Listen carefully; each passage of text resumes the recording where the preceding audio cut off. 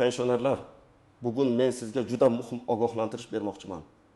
Pensiyangiz, nafaqangiz, uyingiz, bank kartangiz yoki qarzingiz bilan bog'liq har qanday qog'ozga mazmuni to'liq tushunmasdan imzo chekmang. Ayniqsa sizga bu oddiy rasmiyatchilik, tezroq imzo qo'ying. Hamma shunday qilyapti.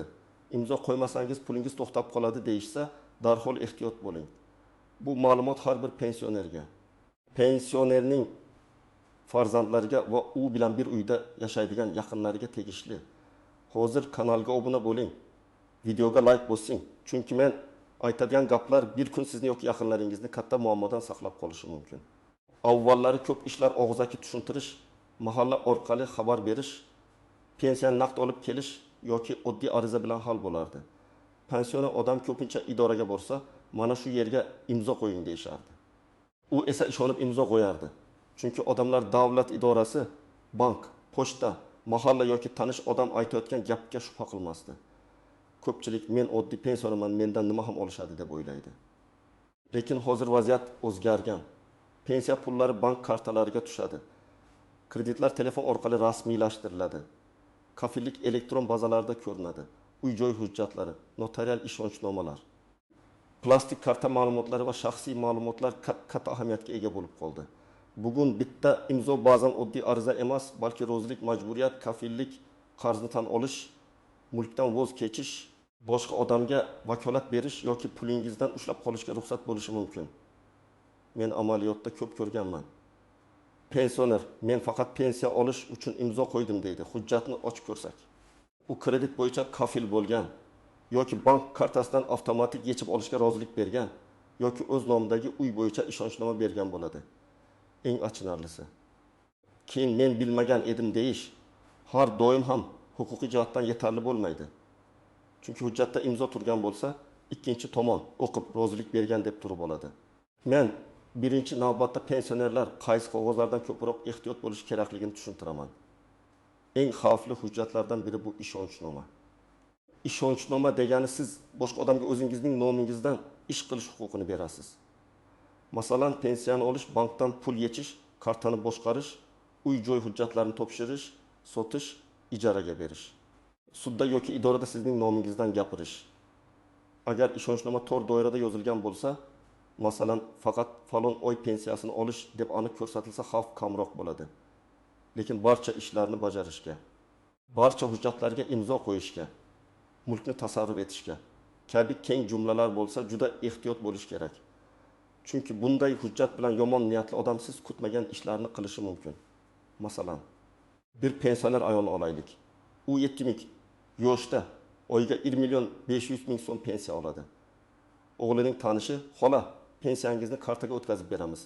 Bankka borib ovora bo'lmaysiz" deb notariusga olib boradi. Ayol hujjatni o'qimaydi, imzo qo'yadi. Keyin ma'lum bo'ladiki, u oddiy pensiya masalasi emas, balki o'z nomidagi hovlini sotish bo'yicha keng ishonchnoma bergan. Hamma holatda ham uy darhol sotilib ketadi demayman. Lekin imkoniyat ochiladi.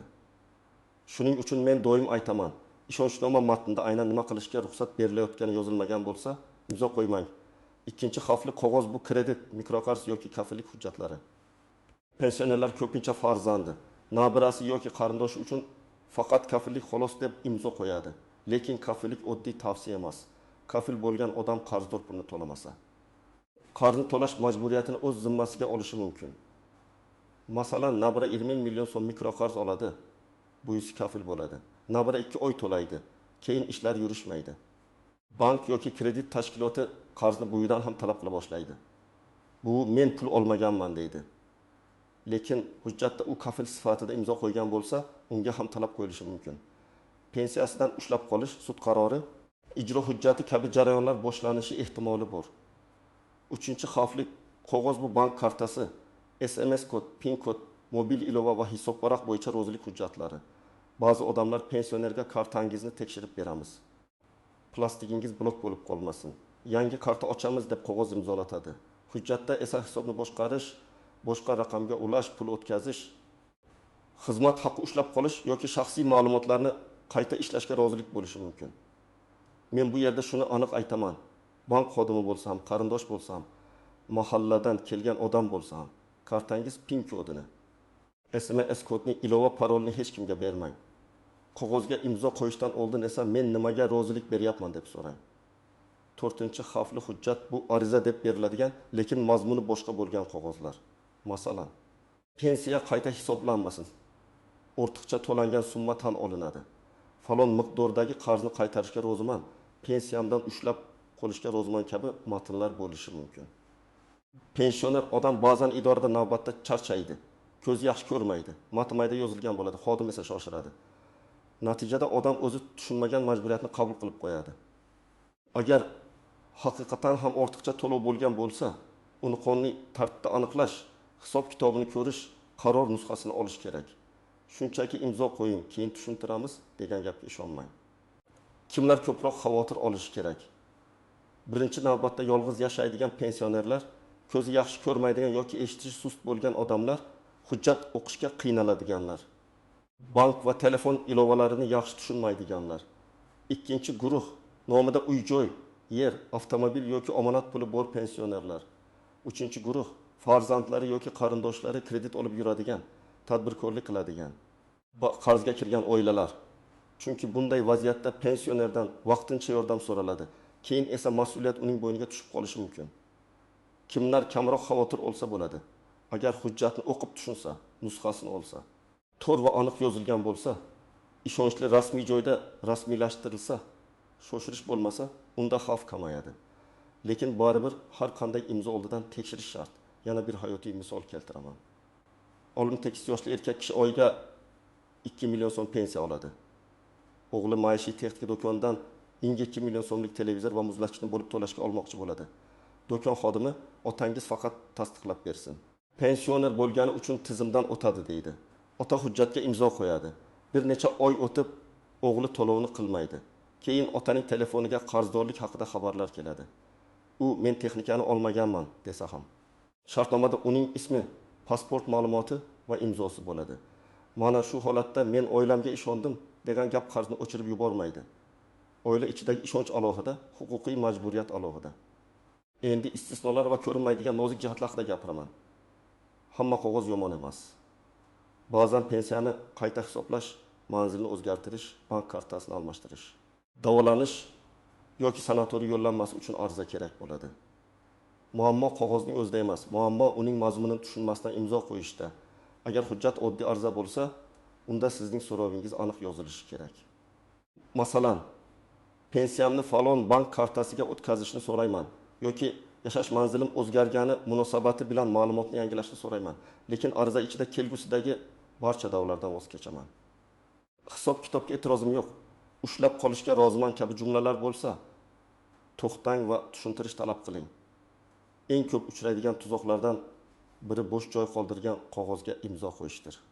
Hujjatning yugori qismi to'ldirilgan, pastida imzo joyi bor, lekin ayrim satrlar bo'sh. Yoki sizga hozir imzo qo'ying, qolganini keyin yozamiz deyishadi. Bu juda xavfli. Bo'sh joyga keyin summa, muddat, majburiyat, rozilik yoki boshqa matn kiritilishi mumkin. Men har doim bitta qoidani aytaman. Bo'sh joyi bor hujjatga imzo qo'yilmaydi. Agar bo'sh joy kerak bo'lmasa, chiziq tortilsin, yo'q deb yozilsin yoki hujjat to'liq qayta chiqarilsin. Bu oddiy ehtiyotkorlik, lekin katta muammoni oldini oladi. Yana bir nozik masala bu barmoq izi yoki elektron tasdiq masalasi. Ba'zi pensionerlar men imzo chekmadim, faqat telefonimga kelgan kodni aytdim deydi. Hozir ayrim xizmatlarda SMS kod, elektron imzo, biometrik tasdiq yoki ilovadagi tugma bosilishi imzo kabi kuchga ega bo'lishi mumkin. Shuning uchun men qog'oz deganda faqat ruchka bilan imzo qo'yiladigan varaqni nazarda tutmayapman. Telefonga kelgan kodni aytish ham ba'zan rozilik berishdir. Ha degan tugmani bosish ham ba'zan shartnomani qabul qilishdir. Rasmga tushib turing deyishsa ham nima uchunligini so'rang. Notariusdagi hujjatlar ham alohida e'tibor talab qiladi. Ko'p odam notarius bo'lsa, demak hammasi to'g'ri deb o'ylaydi. Notarius hujjatni rasmiylashtiradi. Taraflarning shaxsini tekshiradi. Hujjat mazmunini tushuntirishi kerak. Lekin siz o'zingiz ham faol bo'lishingiz shart. Menga ovoz chiqarib o'qib bering. Bu hujjat bilan u odam nima qila oladi? Muddati qachongacha? Uyimni sotish huquqi bormi? Bankdan pul olish huquqi bormi deb aniq so'rang. Agar uyalib jim tursangiz, keyin hujjat o'z kuchida qolishi mumkin. Notariusda shoshilish mumkin emas. bir kunda rasmiylashtirish majburiy emas. Uyga borib farzandingiz advokat yoki tushunadigan odam bilan maslahatlashib kelishingiz mumkin. Yana bir xavfli ibora bor. E'tirozim yo'q. Bu oddiy gapga o'xshaydi, lekin hujjatda kuchli mazmun berishi mumkin. Masalan, pensionerga hisob-kitob to'g'ri, e'tirozim yo'q deb imzo qo'ydirishsa, keyin u noto'g'ri hisoblangan pul bo'yicha da'vo qilishda qiynalishi mumkin. Albatta, har bir holat alohida ko'riladi. Lekin o'zingiz bilmagan hisob-kitobga e'tirozim yo'q demang. Avval hisob-kitob varaqasini ko'ring. Qaysi oylar, qaysi summa, nima sababdan degan savollarga javob oling. Endi men aniq nima qilish kerakligini bosqichma-bosqich aytaman. Birinchi qadam, har qanday hujjatni oxirigacha o'qing. Ko'zingiz yaxshi ko'rmasa, ko'zoynak taqing. Kattaroq chiqarib berishni so'rang yoki yo'ningizdagi ishonchli odamga ovoz chiqarib o'qiting. Mayda yozuv muhim emas degan gap noto'g'ri. Eng muhim shartlar ko'pincha aynan mayda joyda bo'ladi. Hujjatda summa, muddat, foiz, jarima, ushlab qolish, vakolat, rozilik, voz kechish, kafillik, garov, shaxsiy ma'lumot kabi so'zlar bo'lsa, alohida to'xtab o'qing. Ikkinchi qadam, hujjat nusxasini oling. Imzo qo'yganingizdan keyin sizda ham nusxa bo'lishi kerak. Keyin beramiz deysa, kuting, nusxasini olmangacha ketmang. Bank bo'lsa, shartnomachi nusxasi, to'lov jadvali, ariza nusxasi kerak. Notarius bo'lsa, notarial hujjat nusxasi kerak. Pensiya bilan bog'liq idora bo'lsa, ariza qabul qilingani haqida belgi, raqam yoki kvitansiya kerak. Agar elektron topshirilgan bo'lsa, SMS, ariza raqami yoki kabinetdagi tasdiqni saqlang. Uchinchi qadam, tushunmagan jumlangizni yozdirib oling. Masalan, sizga bu oddiy rozilik deyishdi. Unda qaysi rozilik deb so'rang. Agar xodim og'zaki aytayotgan gap hujjatda yozilmagan bo'lsa, og'zaki gapga tayanmang. Hujjatda kafillik yozilgan bo'lsa, u kafillik. Hujjatda ishonchnoma yozilgan bo'lsa, u ishonchnoma. Hujjatda qarzni tan olaman yozilgan bo'lsa, u qarzni tan olish. Og'zaki xavotir olmang degan gap keyin sizni himoya qilmasligi mumkin. Shubhali holatda imzo qo'ymang va vaqt so'rang. Men bu hujjatni uyga olib borib o'qib chiqaman. Advokat bilan maslahatlashaman. Farzandim bilan gaplashaman. Ertaga kelaman deyishga to'liq haqqingiz bor. Agar sizni shoshirishsa, bu o'zi xavf belgisi. Rasmiy va halol ishda odamga o'qish uchun vaqt beriladi. Ayniqsa kredit, kafillik, ishonchnoma, uy-joy, qarz, pensiyadan ushlab qolish masalasida bir kun kutish katta zarar keltirmaydi. Lekin shoshilib qo'yilgan imzo yillar davomida muammo bo'lishi mumkin. 5-qadam pensiya bilan bog'liq masalada pensiya jamg'armasi bo'limiga, bank bo'yicha bank filialiga, mulk bo'yicha notarius yoki kadastr organlariga. Nizoli holatda esa advokatga yoki huquqiy maslahat markazlariga murojaat qiling. O'zingiz bilan pasport yoki ID karta, pensiya guvohnomasi bo'lsa, shuni bank kartasi raqamini emas. Balki bank rekvizitlari kerak bo'lsa, rasmiy ma'lumotni, oldingi hujjatlar nusxasini, SMS xabarlar va kvitansiyalarni olib boring. Agar sizga qarzdorlik haqida xabar kelgan bo'lsa, qarz qachon, qayerda, qaysi shartnoma asosida rasmiylashtirilganini yozma ravishda so'rang. Telefon orqali baqirishib tortishmang. Yozma iz qoldiring. 6-qadam. Agar allaqachon imzo qo'yib yuborgan bo'lsangiz, vaqtni boy bermang. Hujjat nusxasini toping. Qaysi tashkilotda rasmiylashtirilganini aniqlang. Bank bo'lsa, filialga yozma ariza bering va shartnoma nusxasini so'rang. Notarial ishonchnoma bo'lsa, notariusga murojaat qilib, uni bekor qilish tartibini so'rang. Ishonchnoma berilgan bo'lsa, uni bekor qilish mumkin bo'lgan holatlar bor. Lekin bekor qilgandan keyin bu haqda vakilga va kerak tashkilotlarga xabar berish muhim. Kredit yoki kafillik bo'lsa, shartnoma to'lov jadvali, qarzdorlik hisob-kitobini oling. Agar aldov, bosim, majburlash yoki savodsizlikdan foydalanish bo'lgan deb hisoblasangiz, huquqni muhofaza qiluvchi organlarga yoki sudga murojaat qilish masalasini ko'rib chiqing. 7-qadam, oilada oldindan qoida belgilang. Pensiona ota-onangizga hech qanday qog'ozga yolg'iz imzo qo'ymang. Avval bizga telefon qiling deb ayting. Bu ularni kamsitish emas, himoya qilish. Pensionerlar ham farzandlaridan uyalmang. Meni tushunmaydi deb qo'rqmang. Bugun bir qo'ng'iroq bilan tekshirilgan hujjat ertaga katta sudlashuvning oldini oladi. Ayniqsa eshikma-eshik yurib xizmat taklif qiladiganlar, telefon orqali o'zini bank xodimi deb tanishtiradiganlar, kompensatsiya chiqdi, qo'shimcha pul olasiz, kartangiz bloklanadi deydiganlarga ishonmang. Rasmiy tashkilot hech qachon sizdan SMS kodni so'rab, shoshilinch pul o'tkazishni talab qilmaydi. 8-qadam, ariza yozishda aniq yozing. Masalan, men falonchi pensiyamni falon bankdagi hisob varag'imga o'tkazishni so'rayman kabi. Agar siz faqat ma'lumot olishni istasangiz, menga pensiyam hisob kitobi bo'yicha yozma ma'lumot berishingizni so'rayman deb yozing. Agar hujjatga rozi bo'lmasangiz, mazkur hisob kitobga rozi emasman, batafsil tushuntirish va hujjatlar nusxasini so'rayman deb yozing. E'tirozim yo'q degan jumlani faqat haqiqatan ham hammasini tushunganingizda va rozi bo'lganingizda ishlating. Bugungi asosiy gapim shunday. Pensioner odamning imzosi oddiy chiziq emas. U pul, mulk, qarz va huquqiy majburiyatlarga ta'sir qiladigan kuchli tasdiqdir.